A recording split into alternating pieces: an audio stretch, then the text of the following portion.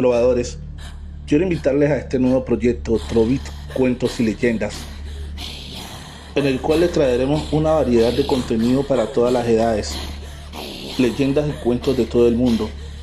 Así que suscríbete al canal y activa la campanita de notificaciones. Te la estaré dejando en el comentario fijado y en la descripción de este video.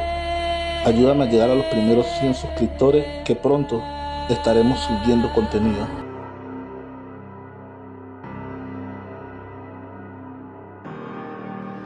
El siguiente relato fue escrito por la tenebrosa Historias y Relatos de Terror. En la descripción del video te dejo el link de su página de Facebook y su canal de YouTube para que te suscribas. Escogidos por la Santa Muerte. Secta, religión o culto. Esa fue la pregunta que me hice en un inicio y aún en ocasiones me sigo haciendo. Conocí a Margarita desde hace ya más de 15 años. Ella y yo nos conocimos cuando estudiábamos en la misma preparatoria. Yo nací y crecí en el campo. Hoy en día, el Ejido es uno de los más grandes en el estado de Sinaloa. Mi nombre es Azucena. Por cuestiones de trabajo me tuve que ir a vivir al estado de Durango. Pocas veces visitaba a mi familia y en ocasiones ellos vienen a donde yo resido actualmente. En una de las visitas que me hizo mi madre y una de mis hermanas, yo le pregunté por mi amiga Margarita, ya que había perdido todo contacto con ella. Lo último que había sabido de ella era que se había ido a vivir a Michoacán. Mi madre, al escucharla nombrar, hizo un gesto de desagrado que no disimuló. Mi hermana solo me dijo que ella se encontraba bien y había regresado a vivir al Ejido porque don Efraín, su padrastro, había tenido un accidente en sus tierras de siembra. Ella y su familia se encuentran viviendo en una de las casas que construyó al final del terreno. Mi hermana estaba por decirme algo más cuando fue interrumpida por mi madre al decir que andaba metida con cosas del diablo y andaba también de bruja. Yo me quedo seria con lo que mi madre decía. No imaginaba a Margarita en esas cosas. Estaba pensando en ella, pero mi hermana y mi madre estaban en un debate con ese tema. Cuando ellas dejaron de discutir, mi hermana me dijo que en el Ejido la tachaban de bruja porque ella era una devota de la Santa Muerte. Ellas esperaron mi reacción y yo solo les dije que cada persona es libre de escoger su religión y con quién andar. Mi madre me miró con enfado y yo le dije que cada persona es libre de hacer con su vida lo que mejor le convenga. Ese fin de semana le dije a mi hermana que no tocáramos el tema de Margarita en presencia de mi madre y que ella luego me contara. Por lo que me contó mi hermana, en esos días que estuvieron conmigo, a Margarita la vida no la había tratado bien. Ella se tuvo que ir del Ejido, pues se corrió el rumor que su padrastro la había abusado. Pero la madre de Margarita negó por completo diciendo que aquello no era verdad. Ella se fue de su casa y anduvo dando tumbos de un lado a otro hasta que conoció al que es su esposo. Eso me entristeció. Yo, de haberlo sabido, lo hubiera traído conmigo. Pero mi hermana me aclaró que el destino de cada persona es diferente. Le comenté que pronto iría al Ejido, que pasaría a visitarla. Pasaron casi 4 meses en lo que pude ir al Ejido a visitar a mis padres. Ya se imaginarán todo lo que hizo y dijo mi madre para no ir con Margarita. Pero eso de poco me importó, porque fuera o no bruja, o dijeran esas cosas de ella, no me importó. Debo confesar que sí tenía curiosidad por saber cómo estaba Margarita y si era verdad lo que de ella se murmuraba. Cuando llegué a su casa salió una niña de unos 8 años de edad. En ese tiempo era idéntica a mi amiga. Al preguntarle por su mamá, salió Margarita de su casa. Me dio mucho gusto verla. Nos abrazamos y ella rápidamente me invitó a entrar en su casa. Dentro de esta se encuentra en la sala una imagen de la Santa Muerte de 1,5 metros. Por unos momentos dudé y te soy sincera, me dio miedo ver aquella imagen. Creo que mi amiga se dio cuenta de eso y me dijo: no le tengas miedo, ella es buena y no te hará daño alguno. Conocí a sus hijos y al que es su esposo. Todos se retiraron para que Margarita y yo pudiéramos platicar a gusto. Sus seguidores la llaman como mi santa, niña blanca, madrecita mía, me comenzó a decir Margarita. Para muchos la Santa Muerte representa algo malo, una deidad que la asocian con el crimen organizado. Tanto hombres como mujeres rinden culto a esta deidad, a la que se le piden entre ellas que los aparten de los peligros, enfermedades. Los que están presos por algún delito le piden de su ayuda para salir de la cárcel. También en la brujería esta deidad está presente. También me dijo que sus devotos colocan altares en sus hogares y negocios o solamente una imagen. Me tachan de bruja sin serlo, solo porque yo le rindo culto a una deidad muy diferente. Ella está ligada a la vida y la muerte. No sé por qué le temen, si ella es lo último que veremos. Recuerdo que le dije que yo no la juzgaba por ello. Cada quien es libre de practicar la religión que más le convenga. Margarita me dijo que ella intercede por uno con Dios, como lo hacen los santos de la Iglesia Católica. A ella también se le reza. Una de las cosas que me quedó en claro fue que Margarita no habló mal de ninguna religión, como tampoco de una virgen o un santo. Ella me contó lo sucedido con el padrastro. Yo sentí lástima por ella por lo sucedido. Ella no derramó lágrima alguna, pues me dijo que eso es algo que jamás volvería a suceder, ni a ella, ni a sus dos hijas. Ella me comenzó a contar cómo conoció a la Santa Muerte. Ella asegura que la Santa Muerte es la que te escoge para rendirle culto. Cuando Margarita se fue del ejido, no llevaba casi dinero con ella. Anduvo buscando trabajo de lo que fuera para así poder comer, aunque sea una vez al día. Fue que estando en una gasolinera miró a uno de los plebes del ejido. Benigno trabajaba de trailero en ese tiempo. La reconoció y le preguntó qué hacía ahí. Ella llorando le contó lo que le había sucedido. Fue cuando él le dijo que iba para Culiacán. Ahí la dejaría con una de sus tías, pero que no dijera a nadie que él había ayudado. Esto para que su padrastro no quisiera meterse con su familia. Estando en casa de esa señora fue cuando conoció el culto a la Santa Muerte. Una de las vecinas de la tía de Benigno iba a esa casa a hacer oración, peticiones para que ella les ayudara. Una de las señoras ahí presentes le dijo que si le podía leer las cartas. Ella no sabía a qué se refería. La tía de Benigno le dijo que sí, para que ella decidiera qué haría para su futuro. Ella se enteró de eventos que le estaban por suceder. Esos eventos Margarita no me los contó, pero me dijo que la señora le aseguró que si ella quería, la santa terminaría con su sufrimiento. Le dijo que un hombre la estaba buscando por algo muy malo que él le había hecho. Temía que ella contara a otros lo sucedido, pero que eso no importaba, pues aunque ella no lo dijera, otros ya lo sabían. Esto porque en una de sus borracheras se lo contó a una persona que fue muy indiscreta. La señora le aseguró que podía pedirle lo que ella quisiera. Lo primero que se le vino a la mente a Margarita fue que su padrastro se muriera. A las 2 semanas Benigno fue elegido y se enteró que don Efraín había muerto. Lo encontraron dentro de un canal de riego. A este le había cercenado su miembro. Yo pedí justicia, no tengas una idea errónea hacia mí. Yo no fui la única a la que ese viejo le hizo cochinadas. De una u otra forma, la justicia le llegó a las jóvenes que sufrieron por su culpa. Fue cuando ella comenzó a rendirle culto. La señora donde hacen sus reuniones le dijo que la flaquita ya le había cumplido, que ahora era su turno de serle fiel y no negarla. Algo nerviosa, ella le preguntó si Dios se molestaría con ella por seguir a la Santa Muerte y no a un santo o virgen de su religión. La señora le dijo que la santa está ligada a Dios y al diablo.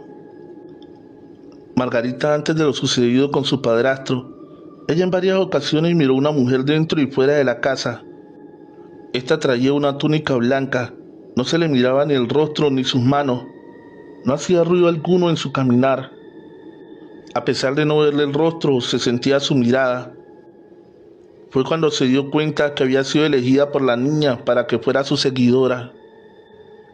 Días después fue al mercado de la localidad.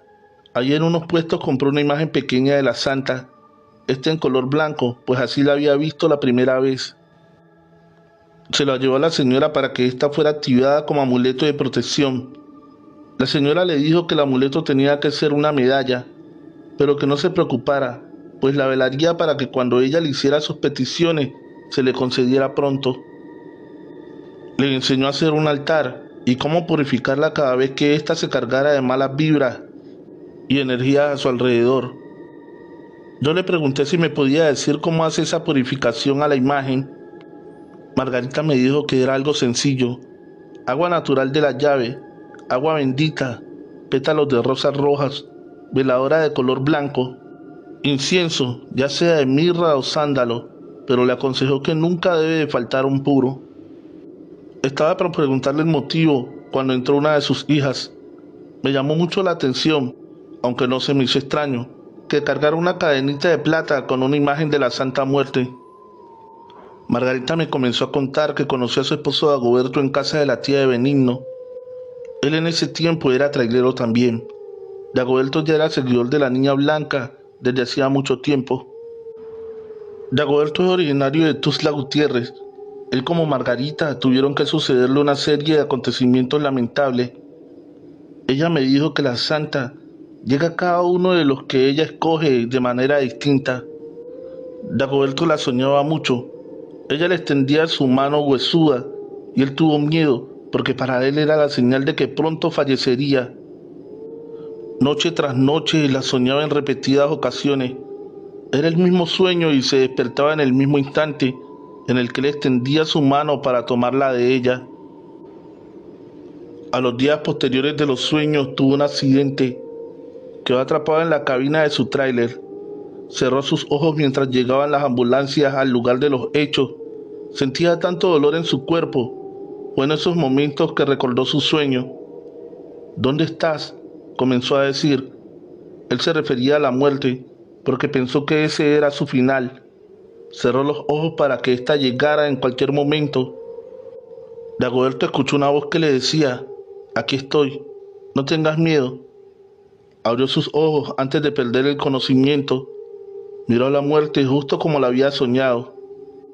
Fue cuando perdió el conocimiento y cuando despertó, ya se encontraba en una cama de hospital.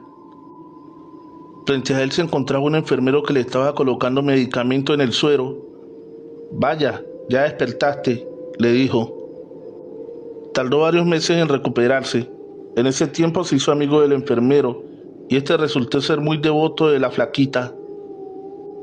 Dagoberto le contó sobre sus sueños.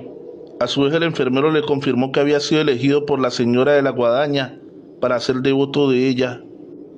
Fue así que su esposo también le rinde culto a la Santa Muerte. Con el tiempo se casaron y han formado una bonita familia. Después de la muerte de Efraín, su madre le dijo que regresara al ejido para que entre todos ellos labraran las tierras. Ella se negaba a regresar, pero me contó que la señora la protegió para que nada ni nadie la volviera a dañar. Pero las cosas aún tengan la protección del santo que sea, los problemas siempre están ahí. También me confesó que siempre le ha pedido favores y que cada uno de ellos se los ha concedido. Margarita siempre tiene un puro en el altar. Ella cada mes lo enciende y con el humo del puro ella se lo echa a la imagen. Esto es para limpiarle de las malas vibras que se llegan a impregnar. Yo le pregunté que si no era mejor tenerla en un lugar que no estuviera a la vista de las personas que llegaban a su casa. Ella me contestó que al hacer eso era como negarla y darle la espalda. Eso es algo que a su santa no le gusta. Margarita me aseguró que a ella no le importa la opinión de los demás. Ella me dijo que no intentaba que yo le rindiera culto. Todo eso me lo contó para que yo entendiera los motivos por los cuales ellos eran seguidores de la Santa Muerte. No les importaba que les llamen como les llamen. Ellos son una familia creyente de Dios y su niña. Pero hay algo que en cierta manera admiro de Margarita. Ella defiende sus creencias sin decirles una sola palabra a las personas que la atacan llamándola bruja. A las personas no hay más cosa que les encabrite que ser ignoradas y no contestarles sus ofensas. Yo me despedí de mi amiga prometiéndole que cuando volviera al ejido la visitaría. Cuando regresaba a casa de mis padres, me sentía observada. Miraba para todos lados, pero por ninguna parte se apreciaba que algo o alguien me siguieran. Cuando llegué a la toma de agua, les puedo jurar que miré a la muerte. Eso me puso un poco nerviosa. No podía regresarme por otro camino, pues me desviaba algo del ejido. Así que tuve que llenarme de valor y pasar por el sitio donde la había visto. Algo nerviosa me detuve y le dije que la respetaba, pero yo soy más creyente de Dios y Él es el único para mí. Y no tenía intención alguna de adorar a alguna deidad como ella. Se lo agradecía que me eligiera, pero no aceptaba su ofrecimiento. Con paso firme me retiré de ahí. No sentí miedo por lo que le dije. Después me puse a pensar que quizás, con lo que Margarita me había contado, me quedé un poco impactada. Cuando regresé a Durango, por varias semanas estuve pensando en lo sucedido a mi amiga. Cuando mi hermana y yo nos comunicamos, ella me cuenta sobre lo que sucede en el ejido y obviamente me da noticias sobre mi amiga. Creo que Margarita hizo un pacto con la Santa Muerte. Te diré por qué. A este estado no es extraño que los ciclones azoten la región. Hay pérdidas muy grandes y más cuando las tierras están sembradas. Ellos tienen pérdidas en ese aspecto, pero extrañamente tienen una gran prosperidad en cada una de sus cosechas. Actualmente cuentan con varios tractores y tractocamiones, así como ganado. Y después de aquella visita, en pocas ocasiones nos hemos vuelto a ver. Hasta el día de hoy tiene la prosperidad que su Santa Muerte la ha ayudado y no ha dejado de su mano. Margarita y su familia cada año visitan a su Santa Muerte hasta el Estado de México. En Cultitlán se localiza la más grande imagen de más de 20 metros de altura. Margarita y su familia cada año visitan a su Santa Muerte hasta el Estado de México. En Cultitlán se localiza la más grande imagen de más de 20 metros de altura. Ellos van y la visitan para darle las gracias por todos los favores que ella les otorga. También porque ella me asegura que la niña blanca hasta el día de hoy le ha concedido cada petición que le han hecho. En varias ocasiones pienso en Margarita y su devoción a la santa. Ya nunca he preguntado a un sacerdote de la Iglesia Católica sobre este tema, si es una religión o un culto. Una vez traté de hacerlo y por desgracia el sacerdote me trató muy mal. Me llamó blasfema, adoradora del diablo y muchas cosas más. Yo traté de decirle que tenía dudas sobre ese tema, pero como te comenté, él solo se limitó a decirme muchas cosas que no venían al caso. Desde ese momento mejor me limité a hacer oración en mi casa y seguir mi fe en Dios desde mi hogar. Escrito y adaptado por La Tenebrosa, historias y relatos de terror para Trovit Relatos, derechos reservados.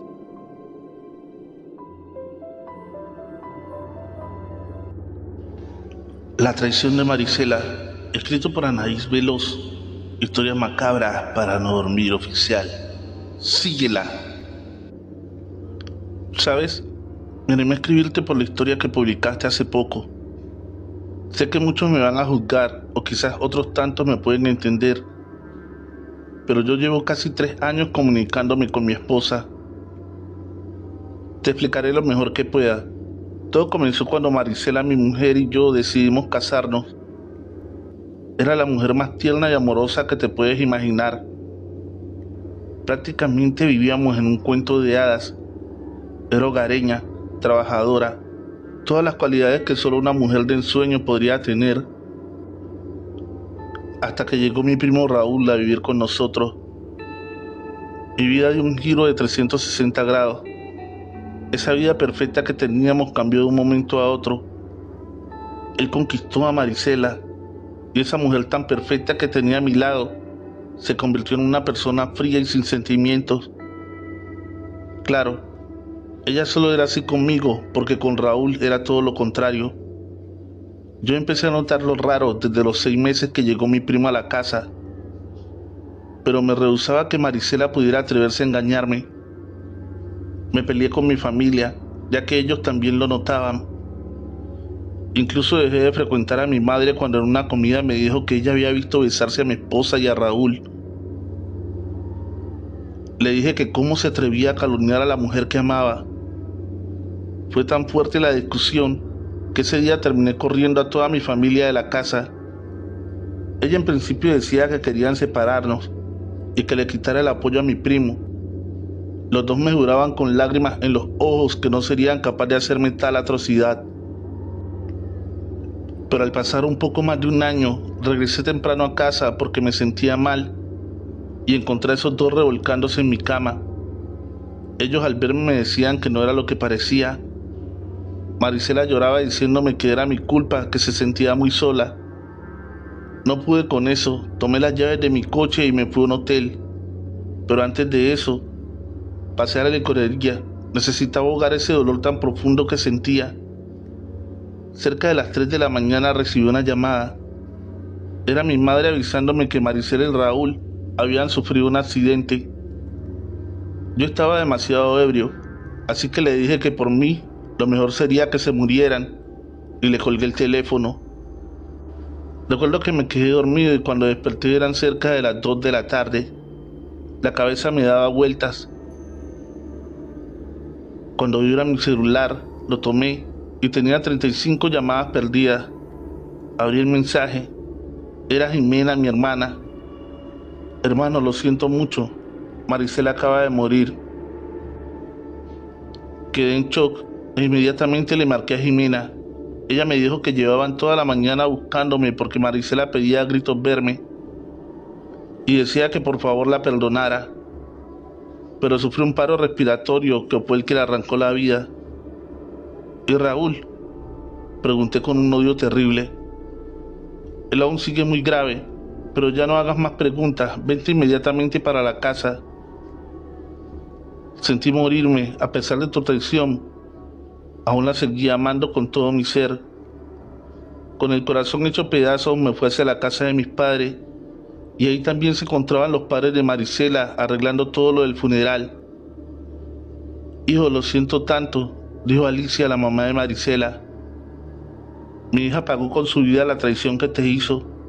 Espero y puedas perdonarla algún día. Yo le dije que cómo no perdonarla si la amaba como el primer día que la conocí. Pero mentía, no la podía perdonar, al menos no en ese momento, ya que la herida era reciente. Fui a darme un baño a la casa para prepararme para el funeral, porque el cuerpo lo entregaría en entrada a la noche. La cama aún seguía extendida y aún podía oler el aroma de su traición.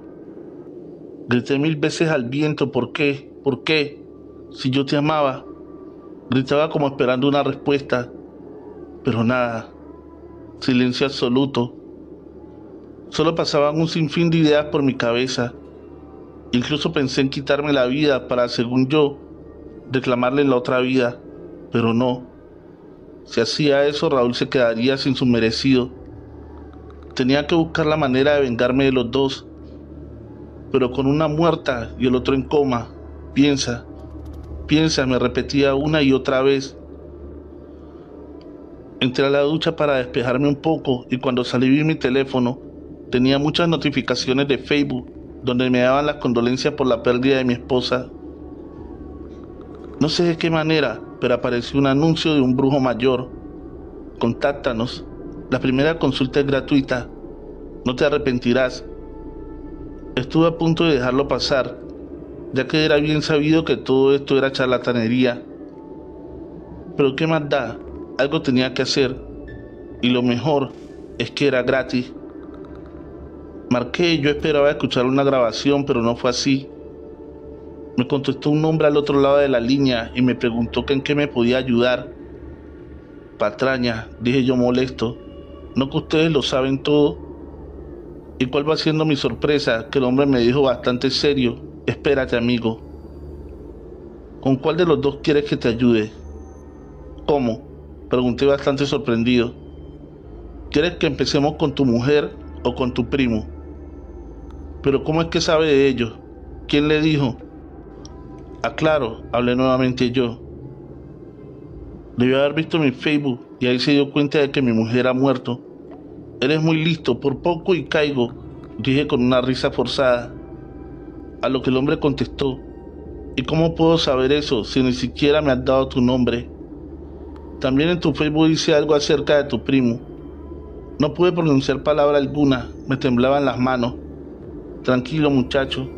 Sé que esto al principio es difícil de creer, pero conforme vayamos trabajando, esto se te irá haciendo de lo más normal. Pero ¿quién le dijo que quiero seguir con esto? Entonces no buscas tu venganza. Quieres explicaciones, ¿no? Yo haré que ella te las dé, pero eso es imposible si ella está muerta. Y de mi primo no sabemos si viva o muera. Mira, él vivirá, y lo de tu esposa no te preocupe. La muerte no es impedimento para mí. Mira, escúchame bien, lo que me vas a conseguir. Necesito que le cortes las uñas y me las traigas en un pañuelo blanco nuevo, un mechón de cabello del lado izquierdo y, lo más importante, el dedo donde tiene el anillo de compromiso y de bodas. ¿Qué? Le dije horrorizado. El solo hecho de imaginar que tenía que cortar un dedo me provocaba terror. Tienes que hacerlo o no podré ayudarte. Pero ¿cómo le voy a hacer eso? La gente, la familia se dará cuenta. Tú haz tu parte que yo haré la mía. Márcame cuando consigas todo eso. Hago un paréntesis para decirte que me pidió dos cosas más que no te contaré para evitar que alguno de tus lectores lo hagan, ya que lo tiene que hacer un profesional. Aclarado esto, sigo con mi relato. Me senté en la cama, pensando la forma de hacer lo que él me pidió, sin que nadie se diera cuenta. Y de repente me acordé que hacía 2 años le había regalado un vestido de noche negro que llevaba un par de guantes largos del mismo color. Me cambié a toda prisa y fue a llevarle la ropa a la funeraria, pero ahí me encontré con otro problema. Ya la habían cambiado, sus padres habían llevado la ropa y ya estaban listos para bajarla a la sala. Tuve que darles 800 pesos para que me hicieran el favor de vestirla con la ropa que había llevado y esperar que llegaran sus padres para que autorizaran el cambio. Como ellos estaban bastante apenados con lo que me había hecho, aceptaron de inmediato. Así que la primera parte del plan ya estaba. Faltaba lo más difícil. Yo no me acerqué a verla cuando la bajaron. Todos se preguntaban por qué solo miraba el féretro de lejos. Así fueron pasando los minutos y las horas, y la gente comenzaba a irse.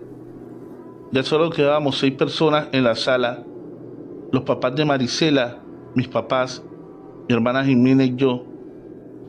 Me acerqué a mi hermana y le pedí que se los llevara a cenar.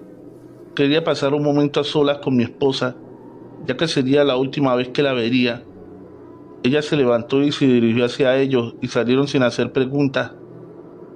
Esperé cerca de 5 minutos antes de levantarme, pues para darles tiempo por si se regresaban o algo.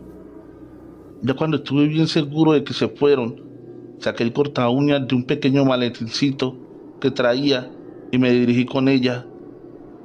Estaba preciosa, parecía que dormía. No pude evitar derramar algunas lágrimas al verla. Pero en ese momento mi coraje pudo más que mi amor. El vidrio solo estaba sobrepuesto. Eso fue fácil. Lo difícil fue cortarle las uñas, ya que las manos las tenía pegadas. Perdí mucho tiempo en cortárselas. Cuando lo logré, las puse en el pañuelo. El cabello fue bastante fácil. Lo difícil sería el dedo. Por lo mismo de la pegada de las manos, coloqué una pequeña toallita que traía conmigo, porque me imaginaba que al cortar el dedo comenzaría a salir bastante sangre. Pero qué ingenuo era. Al cortar, solo salió un líquido bastante apestoso. Era algo amarillento y tenía un olor bastante fuerte. Tenía el dedo en mi mano cuando comencé a escuchar pasos. Para ganar tiempo comencé a gritar y llorar muy fuerte, y funcionó, porque los pasos se detuvieron. Y así me dio tiempo de poner un poco de cinta donde había cortado el dedo, y puse el guante de regreso y me fui a sentar nuevamente, lo más lejos que pude del ataúd. Después de algunos minutos entró mi madre y me abrazó. Me dijo que todo estaría bien. Cuando entró mi papá dijo, ¿pero qué es ese olor? Enseguida mi madre también lo notó y los demás también. Todos trataron de buscar de dónde provenía ese olor. Cuando el papá de Marisela dijo, de aquí es donde sale, Dios señalando el féretro. El señor estaba muy molesto porque según él no habían preparado bien a su hija y ésta se estaba comenzando a descomponer. Al escuchar eso, comencé a ponerme nervioso. Estoy seguro de que me descubrirían. Pero en eso lo interrumpió la mamá de Marisela y le dijo, ya déjala, a lo mejor mi hija lo que quiere ya es descansar. No voy a permitir que mi niña vuelva a pasar por lo mismo. Sentí alivio al ver a la señora. No dejaría que la revisaran. Así que al día siguiente ya no permitieron que pasara la gente porque el olor era demasiado fuerte. Incluso la misa fue a puerta cerrada. El entierro fue demasiado apresurado porque ellos creían que se estaba descomponiendo. Me fui inmediatamente a casa sin despedirme de nadie y le hablé al brujo mayor. Tengo lo que me pidió. ¿Ahora qué sigue? Vas a tomar un camión hoy mismo para Veracruz y no se te olvide traer el dedo en hielo. No queremos que llegue en mal estado. Pero ¿cómo se le ocurre que voy a viajar con un dedo? ¿Qué voy a hacer si me lo llegan a encontrar? Cuando estés en Veracruz me marca, fue lo que me dijo antes de colgar. Caminaba de un lado a otro buscando la mejor manera de transportar ese dedo. Así que lo mejor que se me ocurrió fue irme en mi propio carro. Manejé cerca de 9 horas. Estaba bastante cansado, pero no me importó y le volví a marcar. Ya que me estaba volviendo paranoico, creía que toda la gente que me miraba sabía lo que traía en la pequeña hiela. El brujo me dijo una dirección y tuve que conducir 40 minutos más conforme me iba acercando a mi destino. Cada vez se veía más despoblado. Eso comenzaba a darme un poco de miedo. Cuando por fin llegué, me esperaba en la puerta de una casita algo humilde, un señor de cabello largo y canoso. Te estaba esperando, muchacho, me dijo aquel hombre. ¿Trajiste todo lo que te pedí? Claro que sí, señor, pero apresúrate, muchacho, que se nos acaba el tiempo.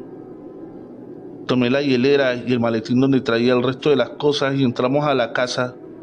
Ahí me di cuenta de que era mucho más grande de lo que se veía. Parecía una especie de templo. Tenía incienso, veladoras, imágenes de diferentes religiones, supongo yo. A pesar de que había varias veladoras por todos lados, se podía ver bastante oscuridad. El brujo comenzó a revisar todo lo que llevaba y me dijo que ahora sí me diría para qué era, que me había pedido las cosas. El brujo comenzó a revisar todo lo que llevaba y me dijo que ahora sí me diría para qué era lo que me había pedido y cuál sería mi venganza. Yo lo escuchaba bastante inquieto. Estaba desesperado por saber la forma en que se haría justicia. Me explicó que él levantaría a Marisela para que estuviera a mis órdenes. Le dije que fuera más claro, que no entendía a lo que se refería. Me explicó que ellos necesitan de los muertos para que les ayuden a hacer tanto sus trabajos de magia negra como de magia blanca, que por eso ellos tienen que tener ciertas cosas de un cadáver y que por medio de un ritual ellos no les permitirían tener su descanso eterno. De esa manera los muertos hacen todo lo que les ordenes, con tal de encontrar el descanso eterno. Pero había un pequeño precio, y no monetario. Él haría todo el trabajo con la condición de que Marisela le ayudara cada vez que él la necesitara. Yo acepté de inmediato. Era un trato justo, al menos para mí. Ella tendría que pagar de alguna forma todo lo que me hizo. Y es así que él me enseñó todo lo que me hizo. Y es así que él me enseñó la forma en la que cada que quiero puedo levantar a Marisela. No fue fácil al principio. Creo que les sonará loco. Pero hay un mundo que muchos de nosotros no conocemos. Es tan real como hablar con un vivo. La primera vez que pude hacer contacto con ella, Le reclamé todo, incluso disfruté las veces que me rogaba que la dejara descansar en paz. La obligan a hacer cosas terribles y la atormentan todo el tiempo, pero aún no puedo perdonarla. Sé que recibiré mi castigo, pero no me importa, hasta lo sigo disfrutando. Me hice muy amigo del brujo, voy una vez al mes a visitarlo, y si creen que a Raúl lo perdoné, están muy equivocados. Esto te lo contaré en mi próximo relato. Gracias por leerme, y de verdad espero no me juzguen tus lectores. Gracias. Postdata. Es muy probable que Marisela te esté mirando. La siguiente historia de brujería fue escrita por Ale Morales Gómez. En la descripción estoy dejándote el link de su página de Facebook. Síguelo. Trabajo de bruja. Araceli era una mujer bella, pero nunca había tenido un enamorado. Fue así que con el primero que habló organizó matrimonio. Ellos vivían en los Altos, como llamaban aquella región. La verdad es que era una pareja feliz en cuestiones de amor. Pero ella era una desdichada en su vida cotidiana. Todo empezó unos 20 días después de su matrimonio. En las noches alguien la jalaba de sus pies e intentaba sacarla de su cama. También sentía un peso muerto que caía sobre su pecho. Era tan fuerte el jalón de sus pies que a la mañana siguiente tenían sus piernas morados y arañazos. Ella intentaba despertar a su esposo, pero no era capaz de gritar o advertirle con sus manos. Era como si estuviera paralizada. Esto se hizo tan fuerte que no podía dormir ni un solo minuto en la noche. En el día pasaba como autómata. Muy pronto quedó embarazada y eso que venía en las noches dejó de visitarla. Pero otros sucesos extraños empezaron a ocurrir en la casa. Sillas y mesas que se movían solas, pasos en la noche que la perturbaban. Su esposo siempre decía que no escuchaba nada. Puertas que se abrían solas, lamentos y gritos en medio de la noche. Ella creía que se estaba volviendo loca. Después de que nació su primer hijo, en las noches volvió eso que le impedía dormir. Ese peso que era tan fuerte que ella sentía morir. Así que optó por dormir en el día. La primera vez que lo hizo se arrepintió, ya que al quedarse profundamente dormida escuchó el llanto del niño fuera de casa. Sintió enloquecer. Corrió afuera. No podía dar crédito a lo que veía su pequeño. No podía dar crédito a lo que veía. Su pequeño estaba en un gran árbol. Casi no logra bajarlo de allí. Ni de día ni de noche podía conciliar el sueño. Tuvo 2 hijos más. En sus 9 meses de embarazo, era la única manera que podía dormir en la noche. Ya se había acostumbrado a los ruidos y lamentos de la casa.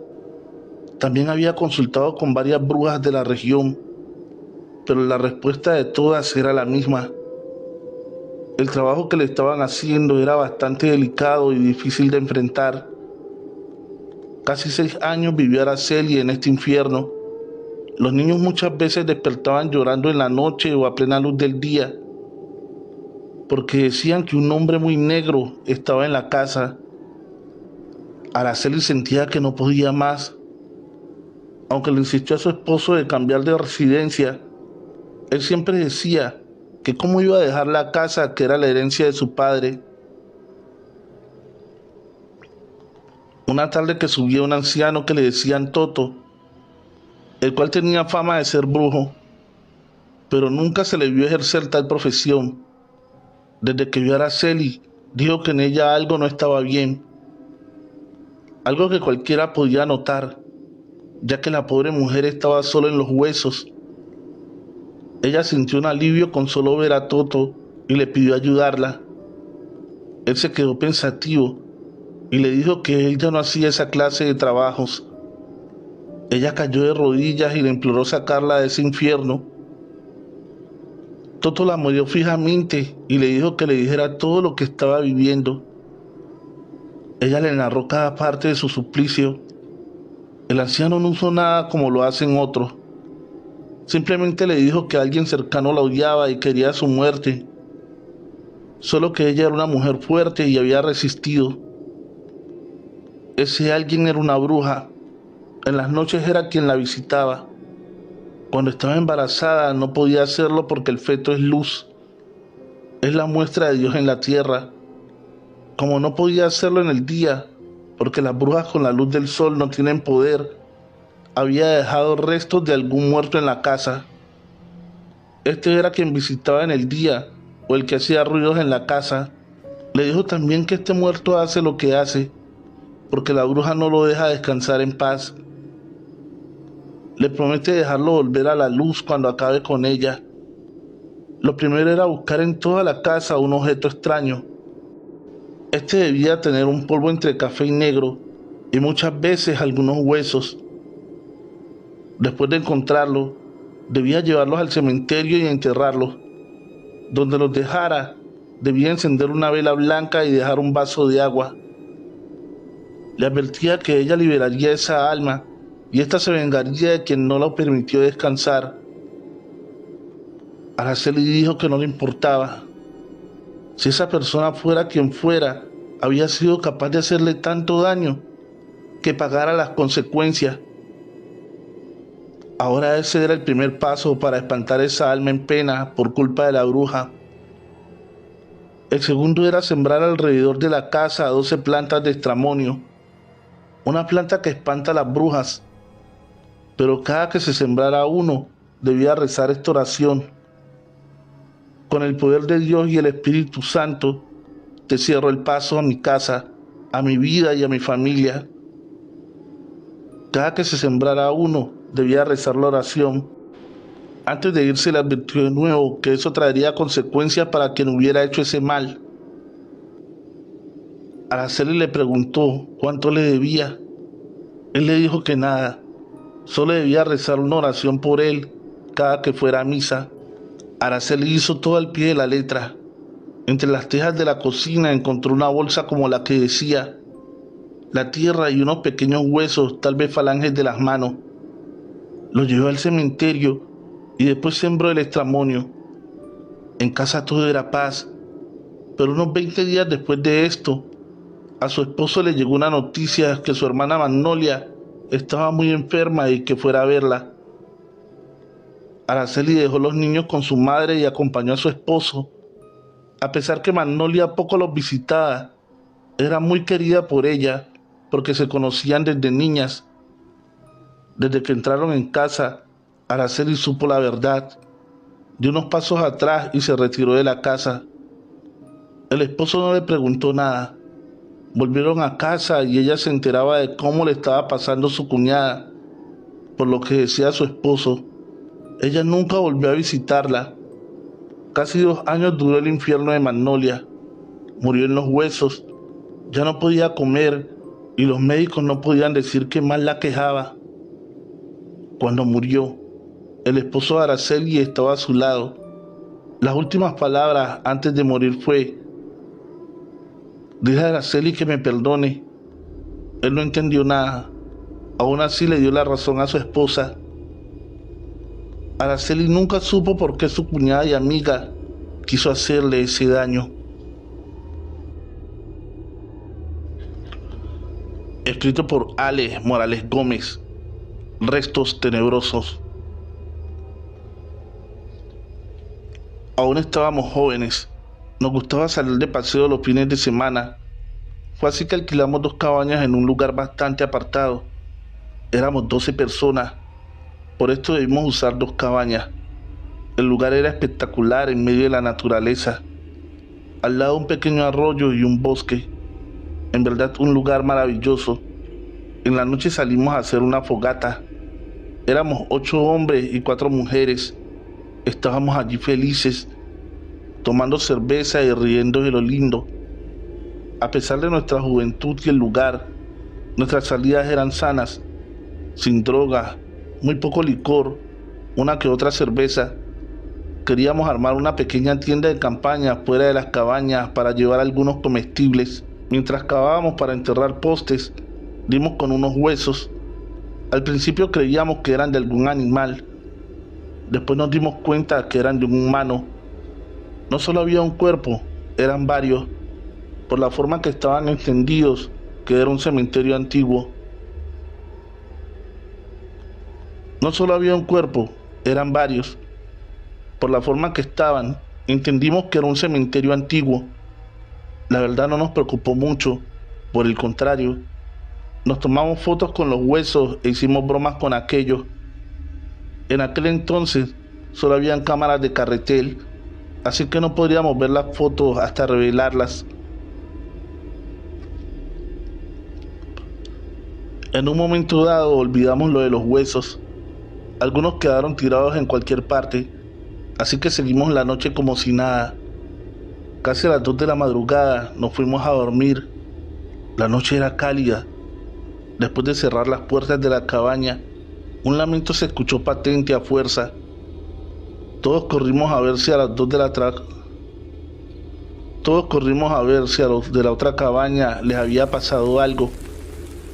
Al igual ellos corrieron a cerciorarse que nosotros estuviéramos bien. De ninguno de los dos grupos venía el lamento. Aunque asombrados por el sonido, quisimos volver a las cabañas, pero las puertas de ambas estaban cerradas por dentro. Algo imposible. Dentro no había quedado nadie. El ambiente se hizo pesado. Un viento muy frío empezó a golpear nuestra piel. Se escuchaban voces, pero no se entendía qué era eso que decían. Como si muchas personas hablaran al tiempo. Nubes negras cubrieron el lugar. Más que nubes, una oscuridad diferente. Uno de nuestros compañeros logró abrir una ventana de una de las cabañas y allí nos metimos todos. Afuera el viento rugía y las puertas y ventanas amenazaban de zafarse de sus marcos. Todos estábamos acurrucados en un rincón. El joven que había tomado la foto aún tenía la cámara colgada a su cuello, cuando algo o alguien lo jaló de los pies. Una fuerza tan grande que entre todos nos era casi imposible detenerlo. En un momento alguien gritó: «¡Es la cámara!». Este se la quitó del cuello y esa fuerza se la llevó por los aires y desapareció. Todo volvió a la normalidad, menos nuestros nervios. A pesar que teníamos planeado quedarnos todo el fin de semana, al día siguiente volvimos a la ciudad. La cámara y el rollo con las fotos desaparecieron. Escrito por Ale Morales Gómez. Síguelo. Huacas. Conocidas como huacas entierros, son tesoros escondidos por alguien, casi siempre oro. Se dice que el alma de quien lo esconde sigue en este mundo después de muerto cuidando su tesoro. Solo algunas personas son las elegidas para obtener estas riquezas. Dicen que detrás de ese oro también llega una maldición, ya que el custodio del oro seguirá a quien se lleve su tesoro. Los huaqueros, como se llama a quienes buscan estos tesoros, dicen que el mejor día para dar con ellos es el Viernes Santo, porque estas almas salen a deambular por el mundo y dejan ver dónde está el entierro. Casi siempre es una luz como una antorcha ardiente. Entre más intensa sea la luz, más grande es el tesoro. Es lo que aseguran los huaqueros. Mi tío Rafael dicen que toda su vida buscó estos tesoros escondidos. No había Viernes Santo que no perdiera la noche detrás de dichos entierros. En un lugar solitario, en medio del bosque, pasaba un camino. Allí se decía que en las noches se veía una luz hacer un gran recorrido por la vera del camino. El tío aseguraba que ese era el entierro de una anciana que vivió por ahí, en una pequeña choza. Esta vivía de sacar oro del río, pero quienes la conocían decían que todo lo enterraba. Todo el mundo creía que tenía mucho oro escondido. La anciana se llamaba Mercedes. Se cree que de ese oro se adueña el diablo, porque quien lo esconde es avaro. El tío Alberto estaba decidido a quedarse con dicha fortuna. Cuenta que bajo el camino, a eso de las 10 de la noche, era una noche muy oscura y fría. Él llevaba su pico, pala, un tabaco y una lámpara de baterías. Del tabaco decía que espantaba a los malos espíritus y la lámpara para iluminar el camino. En un momento dado de aparecer la luz, simplemente se hizo luz y empezó a hacer el recorrido del camino. Él la siguió. La luz como tal era como una antorcha que alguien llevaba en la mano, pero nadie la llevaba, solo iba la antorcha. Al llegar a la raíz de un gran árbol desapareció. Esa era la señal. Allí estaba el entierro. Así que sin más empezó a cavar. Era bastante difícil ya que las raíces del gran árbol lo impedían. Casi a las 2 de la madrugada sintió que su pico daba con algo que no era normal en el lugar. Al parecer, una tapa de madera. Efectivamente, allí había un gran cofre de madera lleno de oro. Tanto oro que él no podría cargarlo esa noche. Iba a empacar lo que más pudiera cuando las ramas de los árboles convertidas en garras se lo impidieron. Él no tuvo de otra que rezar todo lo que sabía, pero de nada valía. Las ramas lo iban enterrando en el mismo lugar donde estaba el tesoro. Lo iban a enterrar vivo junto con el oro. Él en su desesperación gritó: Mercedes, ayúdame, no me dejes morir. Esas palabras fueron mágicas. Todo volvió a la normalidad, tan normal que ni siquiera estaba el hueco que él había cavado. Sin pensar en oro, se fue a casa, pero antes de hacerlo, vio algo que se reflejó en el camino. Era una pepita de oro, casi del tamaño de una moneda. Se sintió afortunado. No tendría riqueza, pero sí podía dar fe de haber visto un tesoro. Esa moneda fue su perdición. Desde aquel momento se volvió sonámbulo. Se despertaba y se iba caminando hasta el gran árbol. Él aseguraba que no era sonambulismo, eran unos demonios que lo arrastraban allí. Muchas veces se amarró a su cama para impedir ser llevado, pero seguía pasando. La familia veía cuando se levantaba de su cama y emprendía camino.